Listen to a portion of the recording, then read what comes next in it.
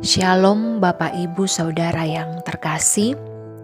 Syukur kepadanya atas kasih dan penyertaannya dalam kehidupan kita, sehingga di hari ini Ia boleh menganugerahkan nafas yang baru, kesehatan dan kekuatan kepada kita semua.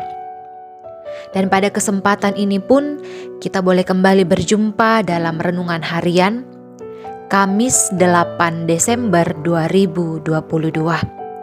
Mari bersama kita berdoa. Kami mengucap syukur kepadamu Tuhan untuk anugerah yang begitu luar biasa Engkau nyatakan dalam kehidupan kami umat-Mu. Pada kesempatan ini Tuhan, Engkau boleh menganugerahkan kami waktu yang baik untuk kami boleh mendengarkan firman-Mu. Berkatilah kami semua anak-anak-Mu, sehingga firman yang boleh kami dengar ini boleh kami pahami dengan baik, dan terlebih lagi Tuhan, boleh kami lakukan dalam menjalani kehidupan kami. Allah Bapa dalam kerajaan sorga, ampunilah segala dosa kami. Di dalam nama Yesus Kristus, itulah Tuhan dan Juru Selamat kami. Amin.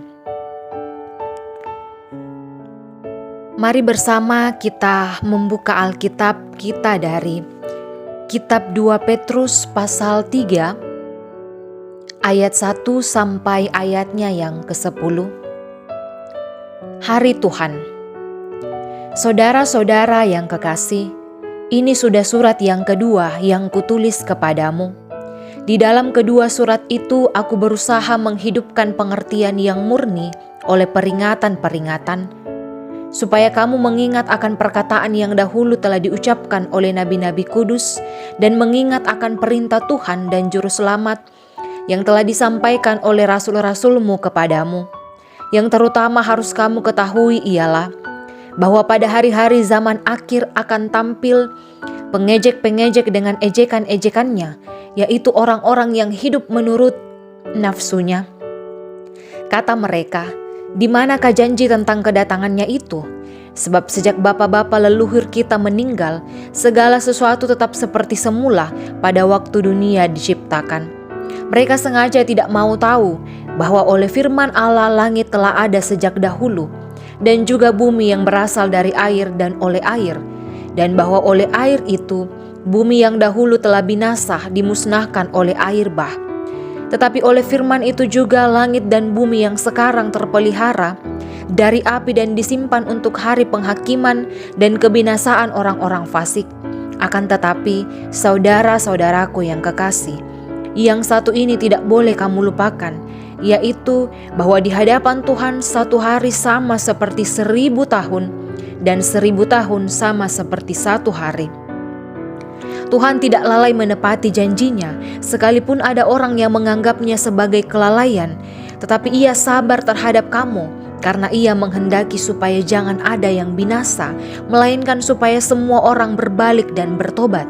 Tetapi hari Tuhan akan tiba seperti pencuri. Pada hari itu langit akan lenyap dengan gemuruh yang dahsyat, dan unsur-unsur dunia akan hangus dalam nyala api, dan bumi dan segala yang ada di atasnya akan hilang lenyap. Amin.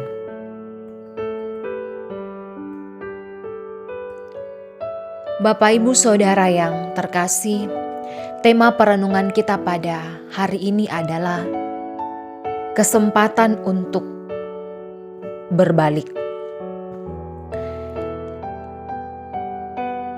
Rasanya semua orang bisa sependapat bahwa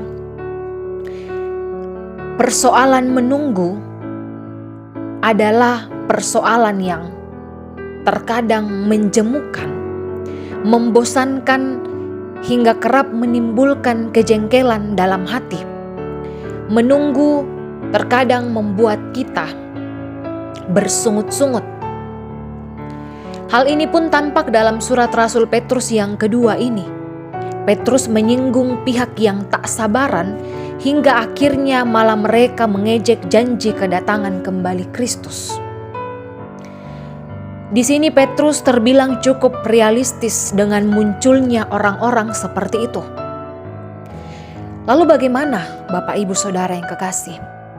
Di sini kita melihat sikap Petrus ini sangat jelas bahwa Allah tak pernah lalai apalagi ingkar terhadap janjinya. ia tidak akan pernah lupa.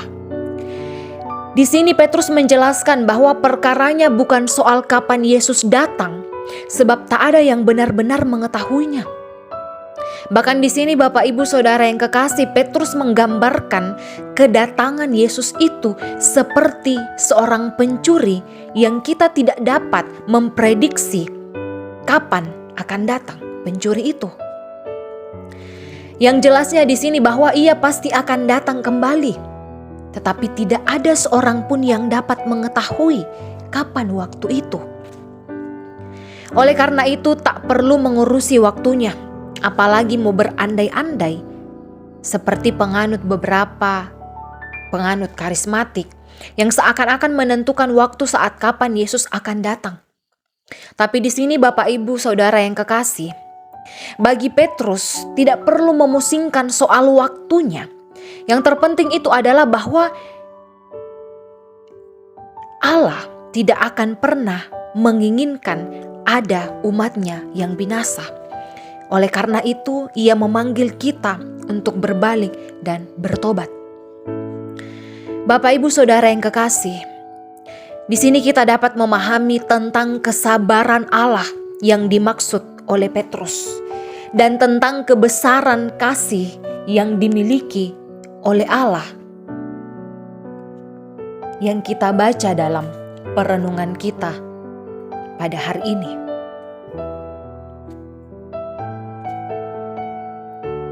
Inilah makna menjalani masa-masa Advent di mana kita diingatkan bahwa sebelum waktu yang tak terkira itu datang, kita perlu waspada. Kita perlu untuk berjaga-jaga.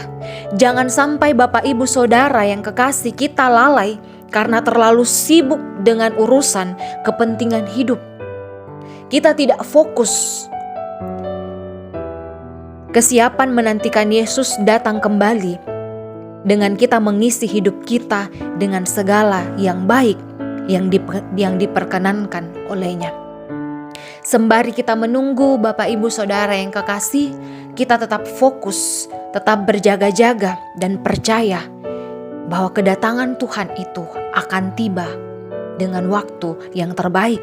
Dan kita perlu mengingat Tuhan tidak pernah lupa akan janjinya, apalagi akan mengingkari janjinya. Amin. Mari berdoa.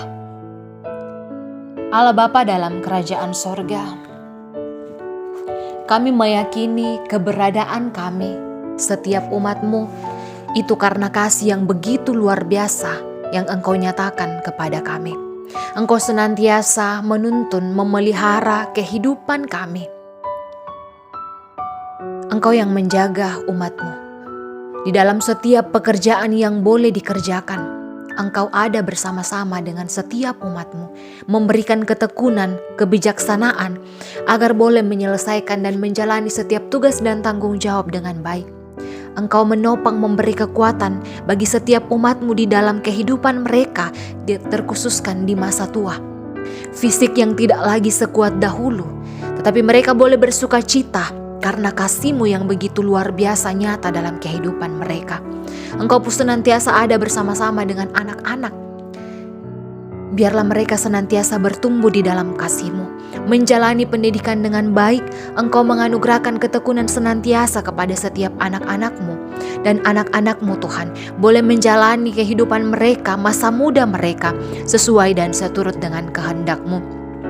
Engkau yang akan senantiasa menghiburkan dan menguatkan kami yang mengalami duka cita, dan memulihkan kami yang mengalami sakit penyakit. Dan Engkau yang menopang kami dalam menghadapi dan melewati setiap pergumulan dalam kehidupan ini. Setiap rencana hidup kami selalu yakin dan percaya Engkau ikut campur tangan di dalamnya. Ampunilah segala dosa kami Tuhan. Seluruh kehidupan kami saat ini, semuanya kami serahkan ke dalam tangan pengasihan-Mu. Berkatilah kami semua. Berkati juga bangsa dan negara ini. Tolonglah senantiasa para pemimpin agar boleh memimpin bangsa dan negara ini dengan penuh hikmat dan kebijaksanaan. Allah Bapa dalam kerajaan sorga, inilah ungkapan syukur dan permohonan kami. Biarlah kehendak-Mu yang terjadi dalam kehidupan kami. Di dalam nama Yesus Kristus, itulah Tuhan dan Juru Selamat kami. Amin.